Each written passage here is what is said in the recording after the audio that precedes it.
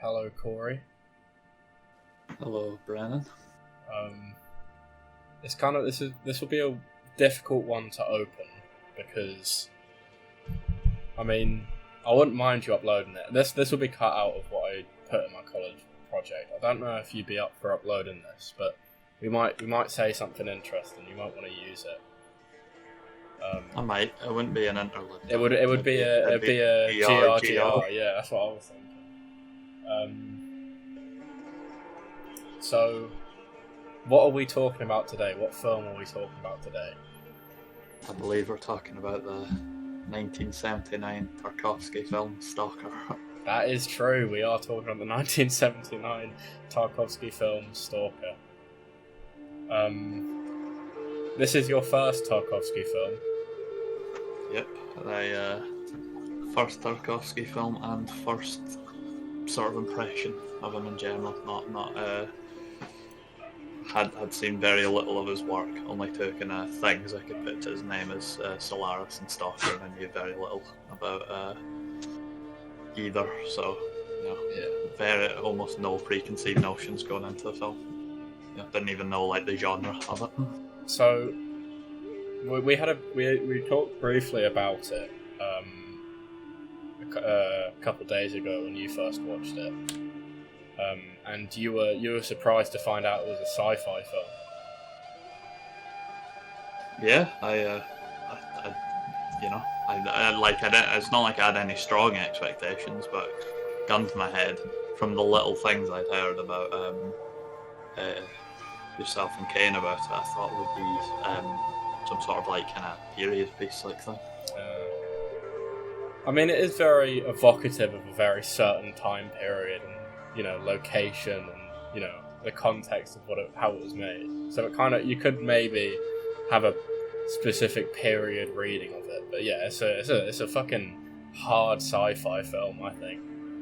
In terms of concepts and locale, I think it really plays into it. It's a very not to a Western audience to living here and now. It's a very unfamiliar setting, I think.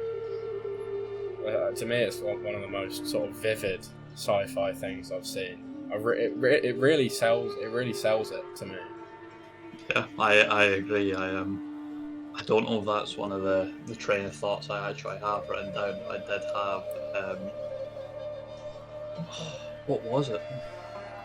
Want to know? I don't want to go too much off on a tangent. I don't know how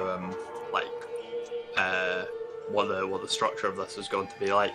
But a random train of thought I had while watching it was literally, wow, this is really good at selling me on this. But yeah, it's it is I was thinking this is really impressive on how much it's selling me on it, considering it's relying on 100% natural environments. Yeah, they have this very otherworldly atmosphere at times, despite it just being human places. And it actually had me thinking about some things I'd seen, and I was trying to think what are the necessary components here to make me think this, because I jumped to the worst case scenario. I thought of the opposite side of the spectrum there. A specific episode of The Mandalorian that happens to look like the whole thing just shot in a field out in the back of my house, despite actual billion-dollar property. It's supposed to, obviously I'm assuming that the Boba Fett episode in season 2 is supposed to look like another planet.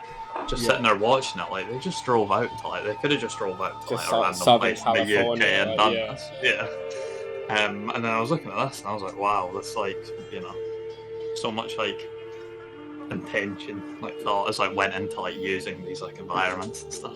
It's, to me, a big part of it is framing and lighting, because you probably could make those locations in The Mandalorian look interesting, but it's very barren as well. I mean, the thing is with Tarkovsky is that he's very good at picking it's out in a field, but there's also derelict tanks and railway tracks and these horrible decrepit telephone wires. There's just signs of decay and abandon everywhere, and there's never just a plain location. And if there is a field, there'll be mist, or there'll be you'll focus on a running river, or they'll there's more intention with how they decorate sets, what locations they pick, and then obviously like how he frames the character in that, and how he there's not a sort of meaningless stock shot in there. That's what I like about his films. They're every shot is very deliberate and thought through. They do a good job at setting up like the dynamic of like the zone against like everything else, and not having like the precedent like set for just like normal sort of like society being Sapient. I described it brown and white as wet brown. wet brown. I was like, this feels like this color. I don't know how to describe it, but it feels like wet.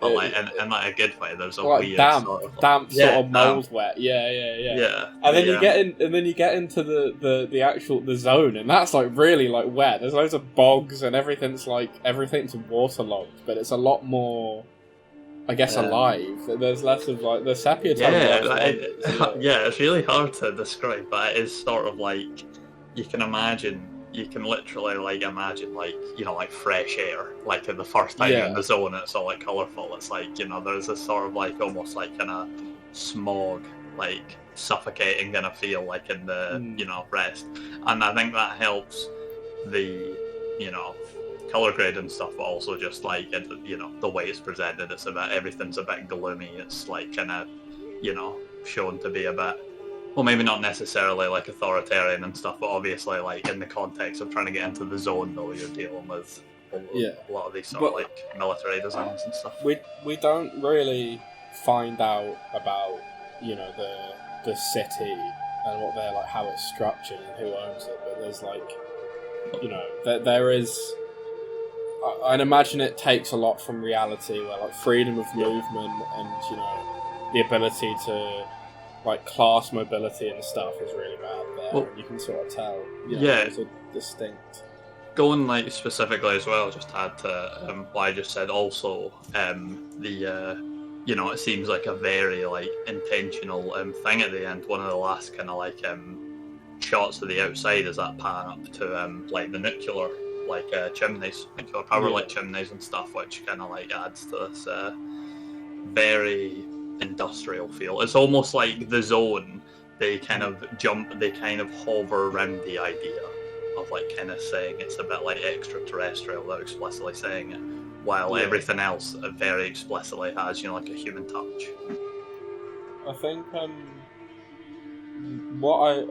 we'll get into like story and theme now, because I think that's like we've gone over style. I think story and theme would be quite interesting. You talk about like extraterrestrial stuff. I've never taken it as overtly like this is aliens. I've always taken it as like more of like a spiritual, like religious thing. I've always seen it as that. I've always seen it as a very like, not like extraterrestrial, but like another dimension, another plane of reality, and that like these aren't just aliens. This is like a force that defies reality itself. So I don't know, and that, I guess, if you were gonna take that and like tell that sort of like idea, this reality bending area that has some sort of thought and meaning put into it. Tarkovsky, who was like a Russian Orthodox like Christian, he'd be like, that's God, that's him playing it, that's our God playing about, Before I give my interpretation, I will just say for background, I wasn't sure how much I was going to engage with like reviews and things online and stuff like about the film before this. So I actually have looked at nothing except the Wikipedia page, which I did basically read in full because it's I don't know. I just like to do that for films. I know Wikipedia is not like an unbiased source. It's all like written by people, but I do still like seeing the kind of like some of the historical points and stuff like plainly like written there. So that's like probably the only sort of like interference with So you're like opinion where, you're a virgin eyes. You're completely But I would like, despite it being like sort of having this kind of like bit of this sort of like alien-y, like well, not even alien-y, just otherworldly like aesthetic at times. That is like a little bit sort of a impression like cast by Wikipedia as well, because they do like to mention like the sci-fi and stuff like that a lot. But I would agree that it is very purposely not specified to be anything like that, because I think if you were someone to just turn around and really like just talk about like the film and the world and all that outside the context of the narrative, and just to sit there and be like, yeah, it's this like alien like interference thing, that like there's this government thing and all that, it would be going against like what the way the zone is portrayed, and you're rationalizing something that's not supposed to be rational. A lot of the things in it, and not in like a mocking way towards like that area or like in the film and stuff, but it is a bit like ridiculous, a lot of it, like the meat mincer and all that. I don't think it's supposed to be like rational. I think as soon as if you were to just practically be like, yeah, in this world that's untold that there was like alien contact on Earth and yada yada yada, it would be like you're rationalizing something that's being portrayed in a sort of like non-rational way, and that's why I do kind of like that divinity aspect. I think they established that with like the poet's whole thing about like the writer. I'm going to keep calling him the poet by accident. The writer, his whole thing at the start about how like physics as a concept has restricted man's imagination because we now know things are for certain. Yeah. And I think that's, having a writer, a creative mind at the start of the film be like, if you think about this too much, if you try to apply rules to it, you're going to get less out of this. I've always taken it like that. I've always found that to be, like, they're all kind of quite meta characters. They all reflect a lot of, like, parts of man. But I think that in particular is very much like, this is a place without rules. This is no one knows the origin. No one really cares what the origin is. This is the consequences. This is what would happen if something like that was here. You shouldn't really care about why it's there, And they don't really even ask. They ask what it is, but like why it's there is never really a question, because I don't know. It's real. It's real. It's real, son. Yeah.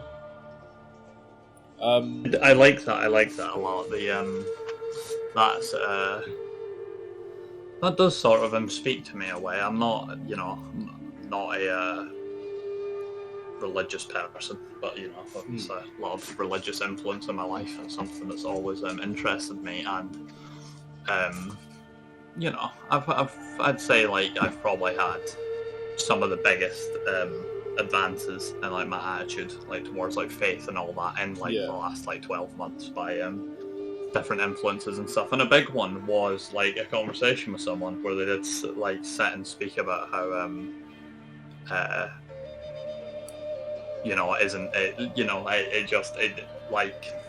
religion is just something that does kind of exist outside the it's like a Venn diagram. It doesn't fully sit within like a rational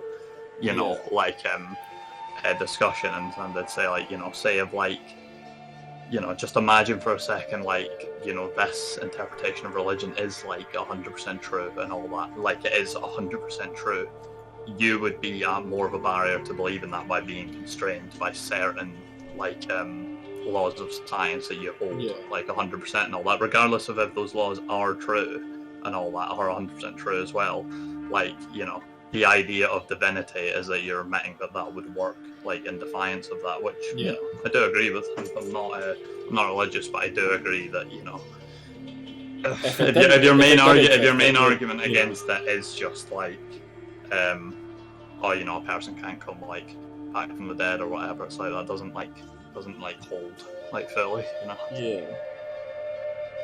I want to get into. I did like that. I want to get into the characters and what you think their attitudes are and what they represent, because that's one of my favourite parts of the film. I love the characters.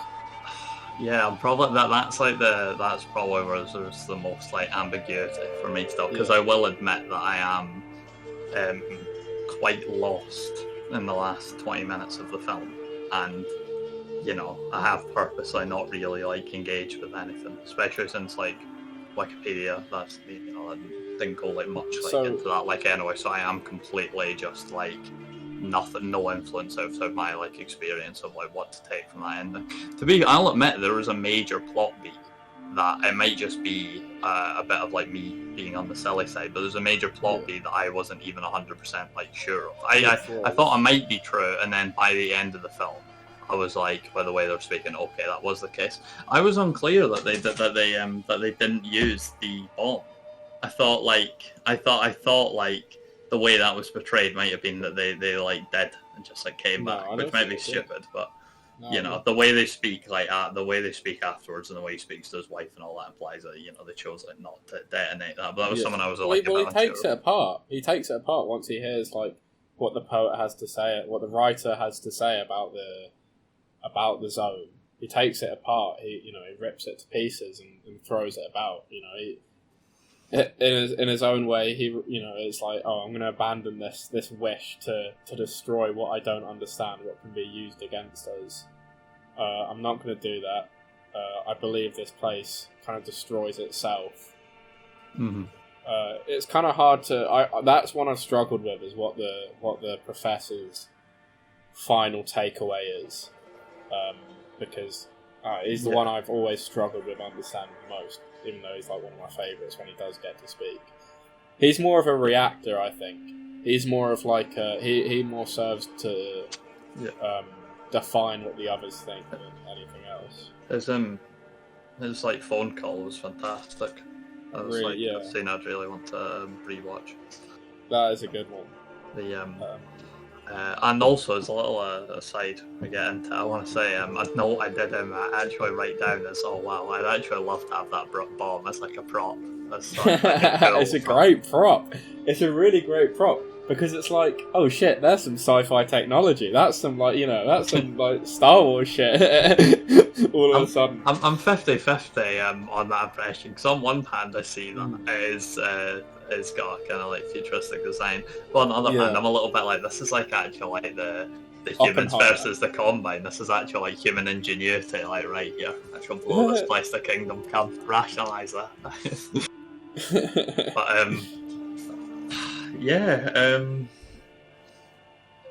have to think for a second. The chain of events, because I was a bit like, I was really caught up since like the phone call onwards. I was really caught up in the film about what's happening. Like when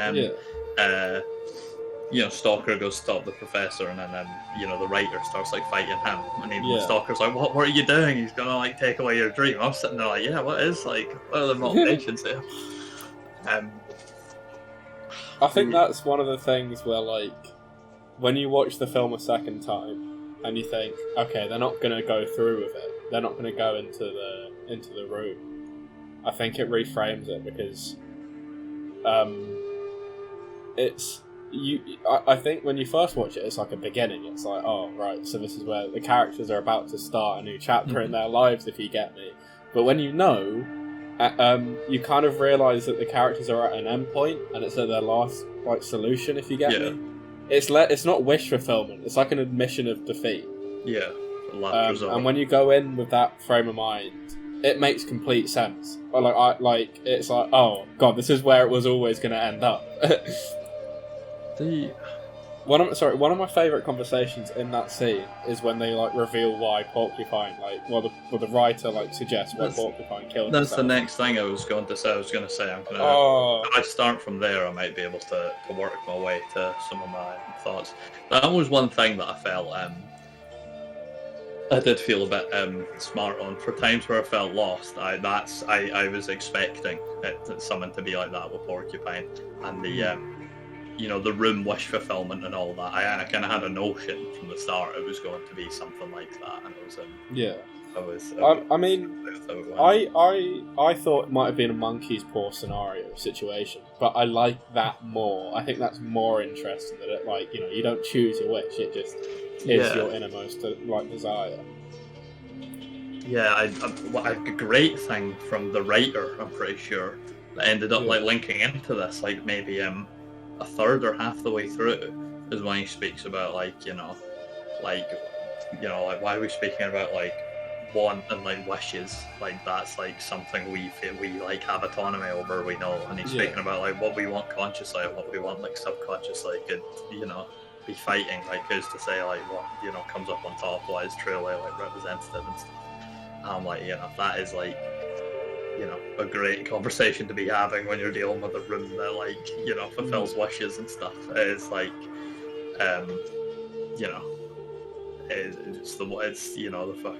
this room has the power over them at the end of the day.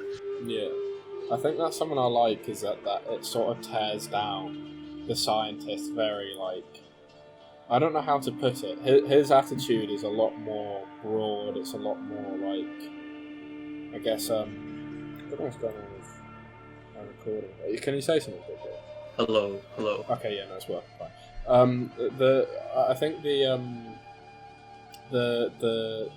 professor's view is a lot more, I guess, meritocracy based. Is a lot more broad and the societal consequences, and then the writer's just I think he sees those sort of politicians and warlords and shit as people, and they're going to have something personal in their lives that will affect them more than world domination will.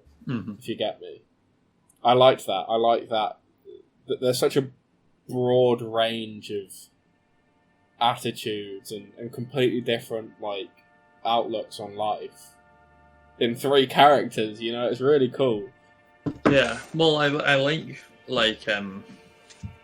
it's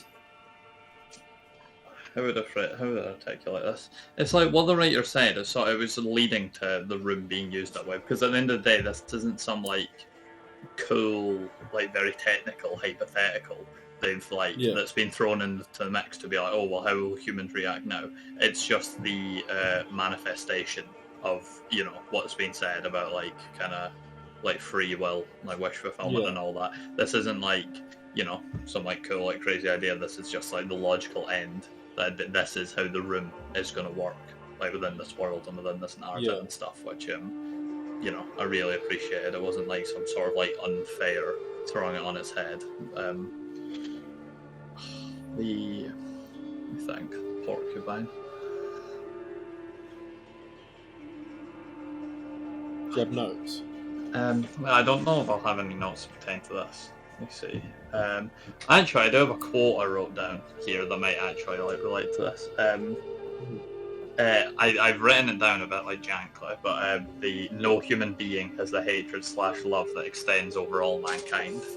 And would that have been the writer, I think, speaking in the face of the professor, talking about it falling in bad hands and all that. Yeah. I like that. Well, it's exactly what you're speaking about. Yeah, but there's always going to be, a deep kind of personally affecting desire that it's going to extend past how someone would want to shape the world. Nobody can feel as passionately. Yeah. The dictator's more often motivated by ego and desire, his own personal desires, than the actual material consequences of his rule. Most of them don't know what's going on around them. They have middlemen for that.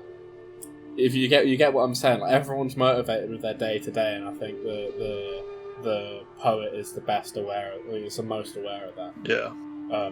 Which doesn't mean the scientist is wrong. It just means that I don't know. The poet's fine with that reality, I think. Yeah. I'm also interested in I don't know that would tie in with I said the writer, kind of recurringly he spoke about his he was focused on, I guess, legacy quite a lot. He spoke about the idea of everything I've done will be for nothing if there is just someone who replaces me afterwards. If people move on, if my writing is not relevant in 100 years, then it is for nothing. I find that interesting. I'm not sure, like, if... Well, at the very least, I'd imagine that's just, like...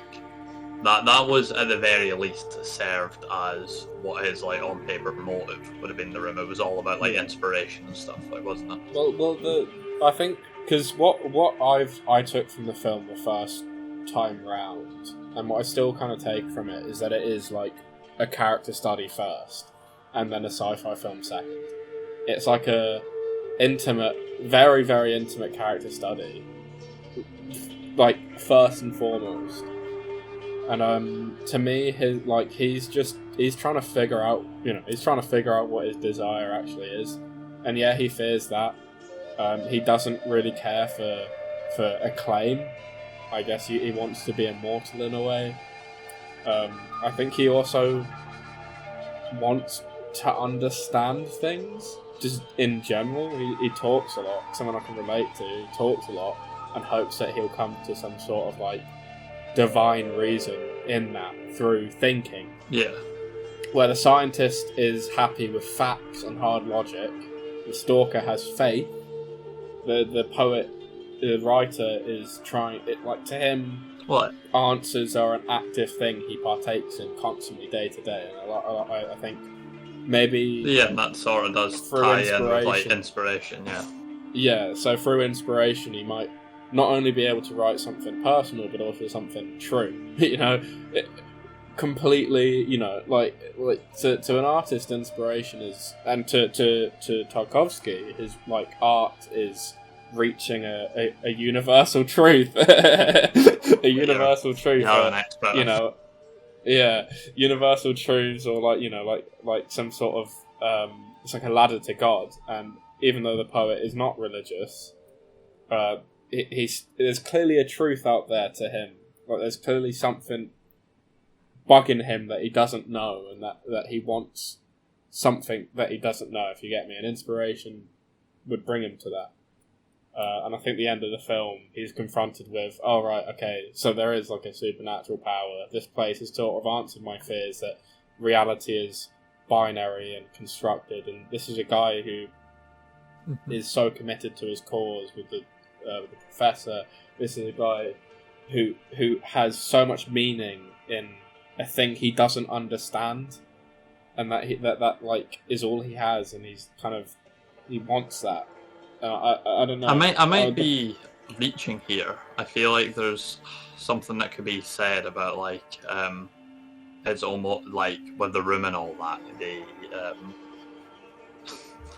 He, like, most of all, not that the stalker had, like, intention of using the room, but, like, on how they all sort of treat that power, the writer sort of has is the most comes to terms the most with his own, like, powerlessness and his desires and stuff, and his, like, lack of autonomy over the room. And he kind of, he's like seems like the one that's, like, accepts that force of nature, like, the most, and it's sort of like, it is what it is. I understand it. I mean, I think to me, I'm going to disagree with you, because I think the stalker is the most aware of what it is. I mean, he's been interacting with it the most. He might be in denial, and he's quite insular about it. I think that's why him and the poet have that, and the writer have that really nice scene at the end where they're, like, quite sort of upfront about things. But I mean, he knows how it works. He knows the area around it. He might be scared, but, like, who wouldn't be if he, the things it's implied he's seen? I'd imagine, like, he'd be like, that fear is very justified. He knows how the zone thinks. And the dog at the end, which I've always taken as, like, a manifestation of the zone, and it's like if the zone is the grave mind, the dog is like a little it's a little, like, hatchling thing that, like, follows him around.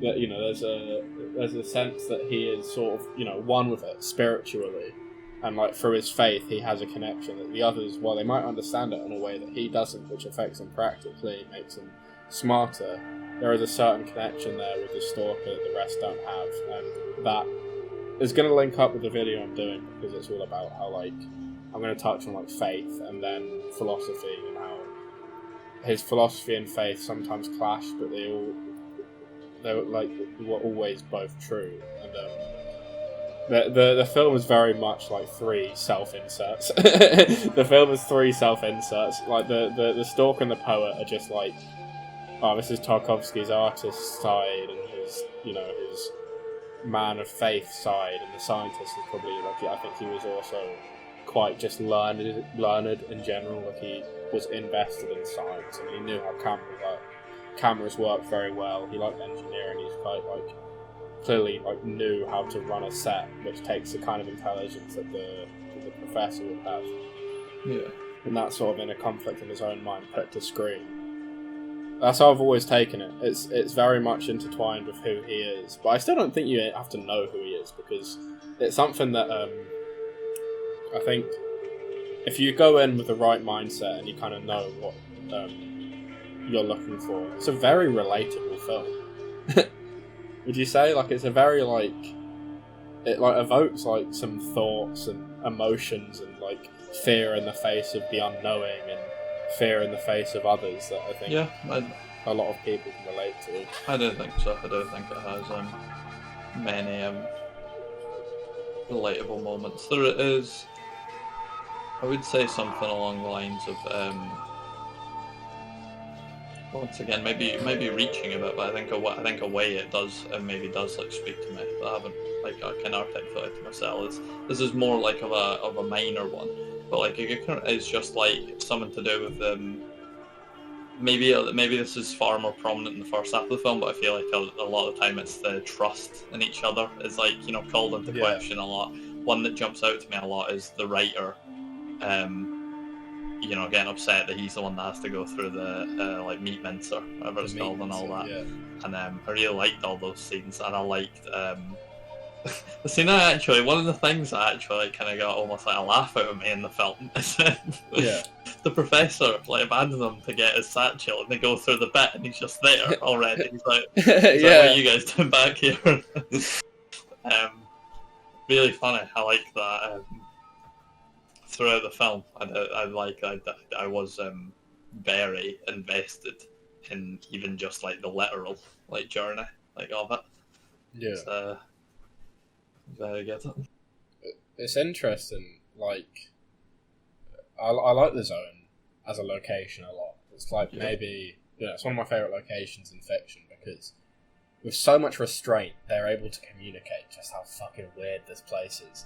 Like, the only really like paranormal thing we see is just at the end of the meat mincer, and like the way that like the bird that flies and the weird sand dunes and like time seems to slow down. Yeah.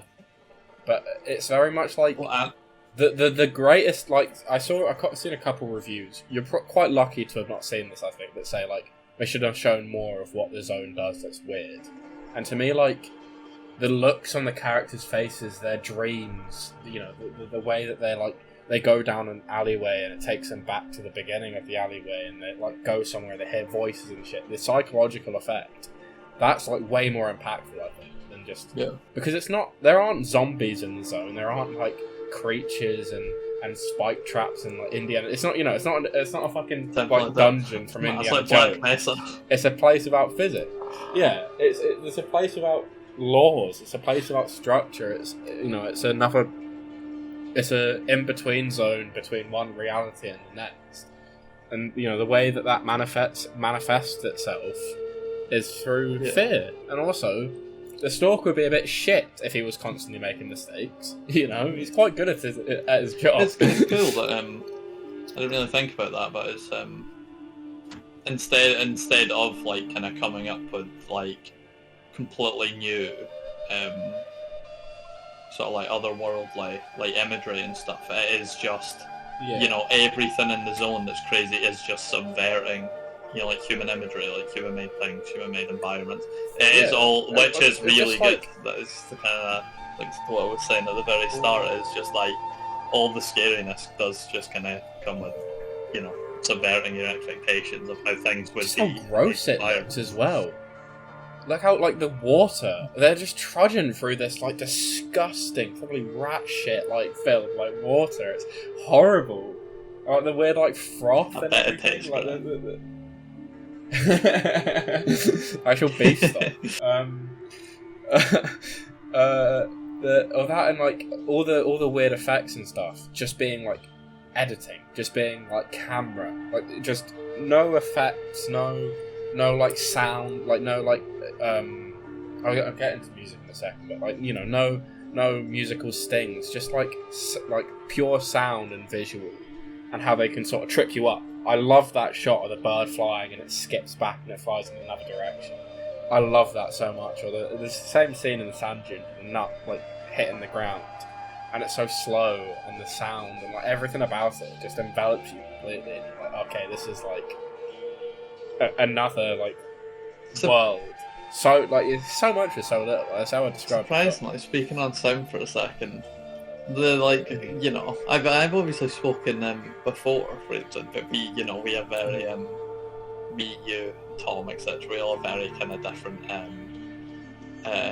strengths and such like that, like what we perceive and stuff. Yeah. And you know, I will admit, weirdly. And it feels so, and when I reflect, I sometimes think about this, and it feels weirdly like not in my personality to be this way, but with films, I am very non-observant of a lot of like technical things, like puzzle pieces. It sort of comes together to me, and I don't know, maybe I'm like just, you know, more just forthright about being immersed in like whatever. Like I'm you know, you know, for example, in the recorder, I'm not like. I'm usually not perceptive of even like aspect ratio changes and like, you know, big films and stuff like that. It's someone I just like kind of pours over me. But someone specifically with sound, you find this really funny. Someone that specifically sticks with me isn't even any of the like crazy kind of zone stuff. It was actually near the start. It's all the military stuff, and I don't have any like strong like thoughts on it. I was just like, I really like the sound and stuff. This is just done like really well. It's just like the biggest one that kind of like sticks out to me. I loved all the just like police, like military stuff and all that. Thought it was like just done like very well. You know, to me, iconic sounds in cinema. You got the the lightsaber striking up. You got the Indiana Jones whip crack, and you got the fucking train track like sounds in Stalker. Oh my god, those are so good. Oh, the transitions, the way that they the way that the train tracks transition into the weird like ambient like dings in the train track scene. Oh, and, like, I do remember those things. The way they do it at the end. Yeah. Oh my god, it's so cool. It's so like that's probably one of my favorite things about Tarkovsky films is it's this sort of really lo-fi sound. Like you can tell it's done in ADR and stuff. You can tell it's like, but it's so honed in. And I saw quite a good video essay, a good video essay on YouTube, where they talk about the sound in particular and how like Tarkovsky will do one sound that's very readable, like the sound of rain, usually water. There's a lot of great shots of just water in his films, running water, rain, wind, sounds of floorboards creaking. Or I love the splashes, footsteps. They use very similar sounds for all the footsteps and water, or like wind through trees, or just like chatter streets, like just distant cars, distant vehicles. And it'd be very like trance-like, very very like immersive. And one thing that Stalker does not as well as other Tarkovsky films, which is weird, is the trance state. I think is slightly less effective because it's so like engaging all the time. But yeah, there are some. I love the train scene, the trolley scene is like one of my favourite scenes in any film. I love that. Just dialogueless, just entirely scenery, facial expression, great sound design, and great framing. I mean, the sort of like the camera. I noticed it just like. I think I like the Big Bang Theory and the technology they had there and how the cars look, and then they just get this fucking trolley scene and like, oh my god, this thing's actually moving, this thing's like on the on the move, and it really like it just feels so real. Like, that to me, it feels like I'm on a train. Like, it reminds me of what it's like to be in a moving vehicle and like have that space to think to yourselves, and it's sort of like the weird space of mind your head gets into. It's very evocative. I mean, that's what I love about this film, is because not only is the zone portrayed amazingly, but just through technical, like just the way that they do like sound, visuals, and the way it's framed and everything, you just feel like you're there with them. It's so immersive. Did you like the little car at the beginning? Oh, I do. They remove the like hood of the car to make it look more like a military vehicle. I think that's why. They did it.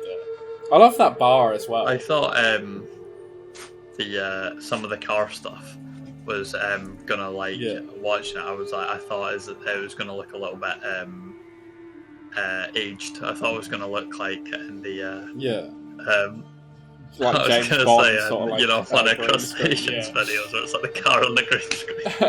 But then I was actually watching, I was like, oh my god, this is awesome. It looks like so good. I know, like I know. One of the chase bits. Listen, Corey, I mean, that's like, Stalker's not even the most impressive thing he does. He does some fucking insane stuff with fire in particular. Or Solaris has some really cool effect sequences. There is no like, not just like, I mean like just not effect sequences, but like practical bits of like filmmaking. You're like, oh, that's really cool. I hope he makes a special edition. Okay. You know, one thing, you know, the Stalker theme, the one that plays at the start of the credits, like the opening credits. You know, that's the opening credits music to Coal Miner's War, Coal Miner's 5. But I'm not even joking. I assume that was Coal Miner's your War, creative influence. Both of us. I was like, oh, you should use the Stalker theme. So, oh, that's really good, like, that's a really good idea. Joe, my tutor Joe, if you're watching this, Coal Miner's Adventure, that's my final project, that's what I'm submitting. I was the DO. Speaking of the credits, really like the the font and colour and all that. It appears. I know it appears at least more times after like the intro. I like that. There's some. I mean, I have a poster up on a French poster for Stalker. I think you know the one. It's the one I have in Letterboxd. The sort of orangey one. I'm gonna quickly say check right now. Yeah, just look up I really like the although you probably know this is the Wikipedia one. Sending. Yeah, I think it's I like that one. Oh yeah, that's good. And I really like the default. The one with Stalker like on his head. I think Tarkovsky films completely blows every other director out of the water for posters. Just the Russian ones, the American ones, the Polish ones, the French ones. There's so many different like posters for each film. I'm looking at the one you were speaking on Letterboxd. That is really good. I can't blow it up because if I click on it, it just takes me to the default one. Is that supposed to be like the 3 characters, like really small on the house? That's really cool. Yeah. And then, I mean, it's a that poster will probably be made by someone who hasn't seen the film or has only seen bits and pieces of it. That's what I like about those sort of posters. They're like very like off their time. That is just a really cool piece of imagery as well, isn't it? You know, the sand room. That's the banner they use on Letterboxd. The sand room is. I'll tell you something. When I first watched the film, I immediately like attached myself to the writer. Right, I just did, because he's also the main character in Andrei Rublev, and he appears in Solaris and in Mirror. He is like my favorite actor ever. By the way, the actor who plays the writer, he is like the best actor of all time. It's because he's a bit more of a jazz than a Mark. Yeah, he is. If you when I first watched that scene, I was like, "Oh shit! Well, what's going to happen to this guy?" And then he sits there in the middle of this, just like the eye of the storm. I've always taken that bit where he's sitting in that like by the well. That's like the eye of the storm, and I'm like, he should talk to the camera. Like that'd be really cool if he did a fourth wall break there. And then he just fucking talks to the camera. It's amazing. It's just this really good like monologue. Like, oh, I'm here now. Here's what I think. No, like, oh shit, I'm really terrified about like what's materially going to happen to me. He just has like a mini existential crisis, and he's just like, all right, get up. I wish I was immortal. You know, I wish I could live forever. And then he walks off, and the Stalker's just like, that must have been really hard. Is that like roughly when they're all resting between the bit where they look back round and get the professors, like after that, but before the meat mincer? Is that the bit you're speaking about? No, this is after Meat Mincer. I might be getting confused. When they're all resting, isn't there a bit where the Stalker, he's like speaking, and it's like it's framed as like it's just him, and it's like it's like he's in like a kind of dark voice, like black, like around them while he's talking. I don't know if I'm getting mixed up with that. No. Okay, so the right, is that the one where they're resting? I think so. Which I'm gonna say that's like also the only part of the film where like. I don't know what it is about it. I might need to rewatch it, but I found that bit like really like that confused me on first watch. So the Stalker's having a dream, and you're hearing the professor and the writer talking to each other as they're falling asleep. It takes a bit of training. When I rewatched it, I rewound that scene a couple of times. But yeah, you can sort of differentiate the voices. So the Stalker's like kind of drowning them out by having this recurring dream of like.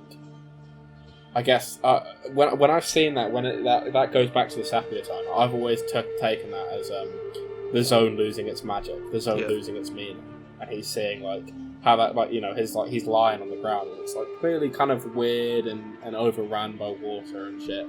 So it's like the zone, but it's lost all the color, and that's like his like fear.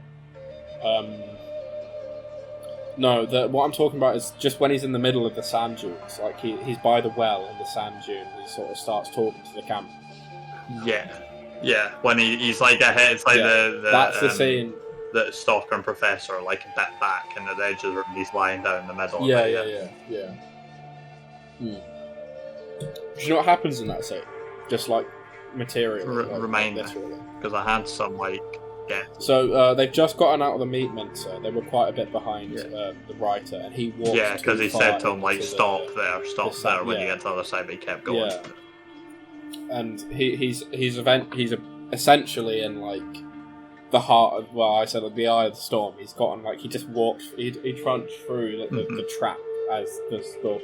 I imagine that's like a poor translation, like a trap, like a particular hot zone. And he's just by the well, and he's given a moment to just like, I guess it's mental torment, which is to him like overthinking things, and he talks to the camera. And I've seen that like that's the only time, other than the Stalker's wife at the end, it's the only time a character talks directly to the camera. The reason I think the Stalker's wife can do it is because she was impregnated by the Stalker, which must have done something to her. And he sort of, I just love that scene. I remember watching it for the first time and thinking like, oh, it'd be really cool if he like did a piece to the camera, and he did. That really like sort of, I just got really excited seeing that. Do you know how old I was when I first watched the film? 15. Yes, I was 15. Yeah. No, I checked the date of your review. Yeah. I have. That's the other night was the first time I'd seen it in like nearly 3 years, like over 3 years now. I think I'd like rewatched like large segments of it and stuff, but that was the first time I'd seen it in such a cohesive years. And Kane should upload him a commentary track for it. We should. Kane's like, alright, this bit's an allegory for conservative policy in the 90s. I'm like, no, it's not.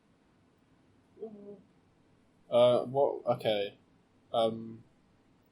How is the film unique from other things you've seen? Because I could say wholly that when I watched Tarkovsky's films, I had never seen anything like it, and there's only a couple of things that sort of. I'll start easy with this and kind of see if that like gets the brain like churning, because the first thing that jumps out to me immediately on almost like kind of surface level things is I can't think of like anything else like Russian like at all, anything prominent I've seen.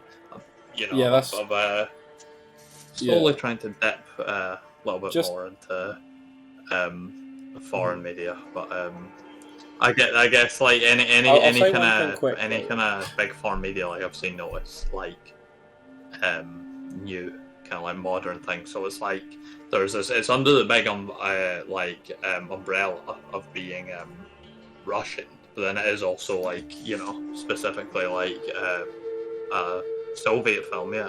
Soviet? Yeah. I'll say something quickly. So Tarkovsky, I've read things about his influences. He wasn't he only cites one Russian influence on him, I think, which is a guy who did a lot of what they call like Soviet realism, which is just sort of narrative that emulates documentaries, if you get me, but before documentaries existed. They're very like, they were silent films that portrayed like a strike or a military battle, or I think he cites one like a film about Ivan the Terrible. But other than that, he was mostly influenced by like Kurosawa, who was another one of my favorite directors, Ingmar Bergman, and the one that he's compared to the most is Kubrick. Yeah, I'd say, yeah, Kubrick's the one he's compared to the most. Like he was USSR's answer to Kubrick. Very different filmmakers, like very different. But in terms of just visual language, I can see it. I think the beauty of like your favorite YouTube channel made a video which is like called Kubrick / Tarkovsky. Tarkovsky. Yeah. But I mean, I can see it. I can see, especially Ingmar Bergman, and there's another one. There's Bresson, a couple others as well, like French directors. But no, he wasn't like directly influenced by Russians. He got his like language from, because back in the USSR, I went for a really funny visual gag. They didn't have like imported films. So when he did like a course on when he started his course on to be a director.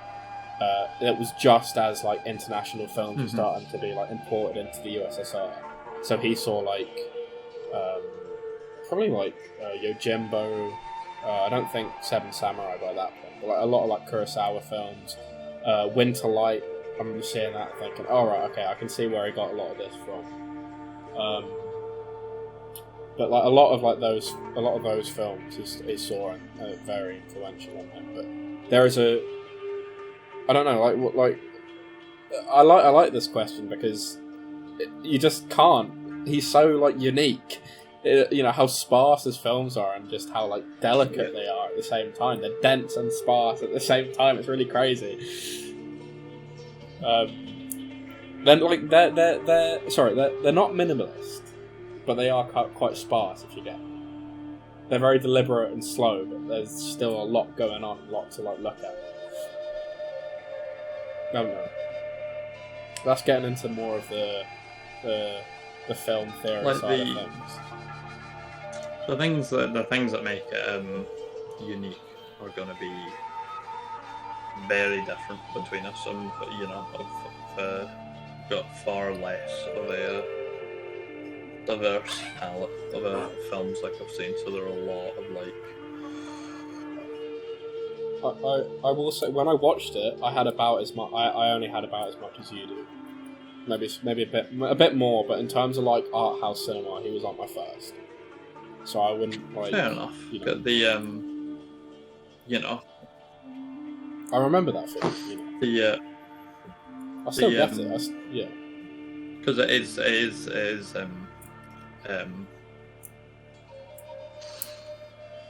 I guess like so many things about it I could articulate very specifically, but I think also a lot of it specifically comes from contrasting with just modern like media, and like we spoke quite a lot of times. Yeah. It's such like a simple thing, but you can boil up so much of like how it works to like restraint. I like how non-direct it is. I don't like haven't watched a lot of things in a while. How subtle it is, etc. That is like a very big part of that to me, and it does just feel like there's like a well of things you can get out of it. Because It's a weird one because I think of my favourite film I've seen this year, which is in Whiplash, how strong of an impression that left on me. And Whiplash is a weird one where I don't want to kind of undersell it or like insult what's like almost one of my favourite films of all time that I've seen this year. But Whiplash has got a very like direct kind of like, I'm not going to say it's got a very direct like through line because there's very strong two interpretations of the film, but like the scope of it is very direct. I should say it's very like kind of the issues and themes and all that it's dealing with are very strongly corded off, and it acts. I don't know how to articulate it. You'll laugh at this, but it's I actually see Whiplash in certain like ways. It's like narratively structured. I actually draw comparisons to like how I see Attack on Titan, which sounds like funny. It's you just have these clearly defined characters with clearly defined like their personifications of like different forces and stuff like in the film. Like his dad and Terrence Fletcher and him, and I feel bad that I'm forgetting this, but the kind of jazz like idol he looks up to and stuff, they all represent like different attitudes and stuff like that. And I like that, and I like that it has a sort of like far more like limited scope. I am able to get a lot like out of that, and I guess I do draw myself to media like that where I like kind of having everything laid out in front of me regardless of like how broad it is, and kind of jumping about those building blocks like in my mind. There's not even I like that, it's more like I'm drawn to that, but there are certain things that will like leave me I'm more likely to jump on something like Whiplash and instantly like it and know where I stand, and I'll kind of think through a similar thing, while something like this is very unique to me because I'll reevaluate it a lot. It's similar to kind of complete this whole kind of analogy, it's more similar to Evangelion in a way than like Attack on Titan. Oh yeah. Oh, you know what?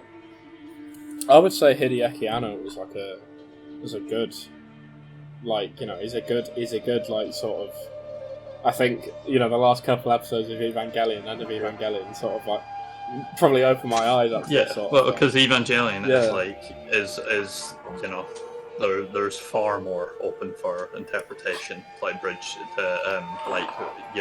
like some of the gaps there. A lot more purpose. I kind of take Evangelion out of everything I've seen as almost like it's explicit in its indirectness. It's almost like it presents like itself as a jigsaw. The end of the rebuilds, and it like we're directly just being like this is not like a delicately made like puzzle. This is we're throwing you all these different meaningful things. Take like what like as you will like at different times, which I don't know. I do kind of respond to that a lot differently, and as you know, it was never 100% genuine. At the peak of it, it was patter, but I was a bit of a hating ass hater on Evangelion for a while, but I do like love it, especially after seeing the rebuilds, and I do really like this. The psychoanalysis is the best part. The psychoanalysis, and I think you can apply that to this film, like what the characters think and feel. Always, if that's what you're focusing on, that's gonna if you get that right, that's a fucking hit like home run. I'm gonna wrap this up now. We've been going for nearly an hour, 59 minutes. I'm gonna say, would you be interested in watching more? Would you be interested in checking out more of his films? Okay. If so, which one sticks out to you? I mean, have you gone and looked at some of his other films? No, I know nothing about them. The only thing that would draw me to one is like really simple. That's just Solaris, and that's literally just like reputationally the one I hear the most good stuff about, and I take that also as being in turn probably one of the most accessible ones, because if I am going to watch them, I'd rather sort of work my way and from accessibility like downwards. I've got two things. I've got two things to say to you. I'd say Solaris is one of the least accessible stylistically. Plot-wise and thematically, it is like quite accessible because it's sci-fi, and sci-fi is always going to have specific readings. It was my favourite before Andrei Rublev took over. I prefer Solaris to Stalker.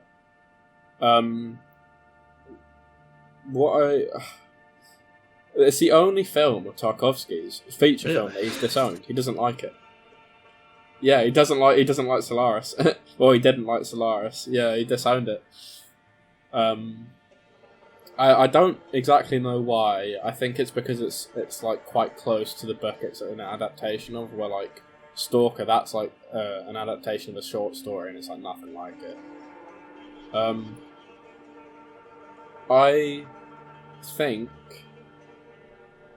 I think Stalker's a cool one because it's very much an amalgamation of like all of his films.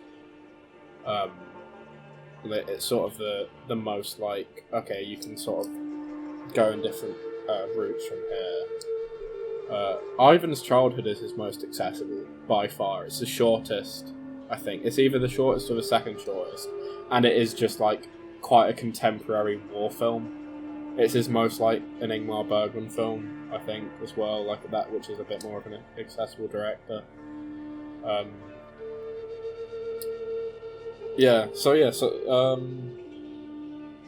What would you give it out of 10? I don't know, because as you'll have seen, it is a lot of these kind of denser films I don't rate. I guess because rating films is not like something I like partake in like that much outside of Letterboxd. The idea of rating films now to me is just like 100% exists within the confines of Letterboxd, and I obviously use Letterboxd in a very particular way, and you'll agree with me, obviously ratings are entirely like relative to each other, exist relatively, but I guess because of the framework I've like built up, I immediately jumps out to my head. I've not rated Tar, I've just liked it. I have not rated Taxi Driver, I've just liked it. And I've done the same with Stalker. Because I don't know, all three of those films, I felt like my thoughts, especially since one, I don't watch a crazy amount of new films. My letterbox was largely just not like doing the thing where I put every film I've ever watched. I specifically put notably good or bad films to me that I've like, meaning that it's inherently already out of everything I've watched, like the top 10% of things I have strong feelings on. So having like these films which are a lot more open-ended, which I'm actively like sitting on, it feels really weird to rate them like relative to each other. Like in terms of just the impression that it's had on me, it probably would be I probably would be a 5 if I was asked. It's sort of like a 5 with a caveat, which that I'm like it's not. Yeah, it's less it's subject to change and more that the type of 5 it is would change. I guess each of those films I would only rate with a accompanying review, and I don't know.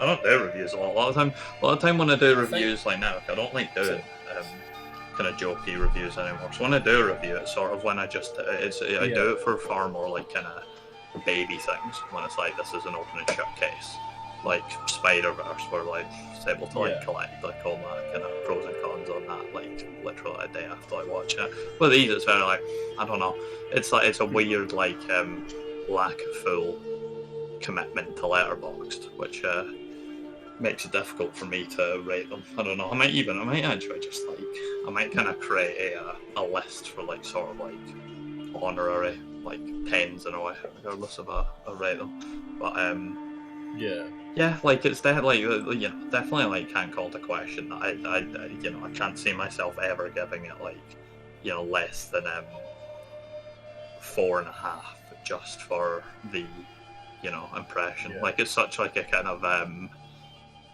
very like vague kind of nothingy statement to say, but at the end of the day, it's about the impression to me, not the viewing experience. I've got that's kind of a attitude that doesn't say a lot, but I do kind of repeat to myself like with things that does like kind of make me think like if this thing's making me like think about it a lot, then like that's something like it has going, even with a lot of kind of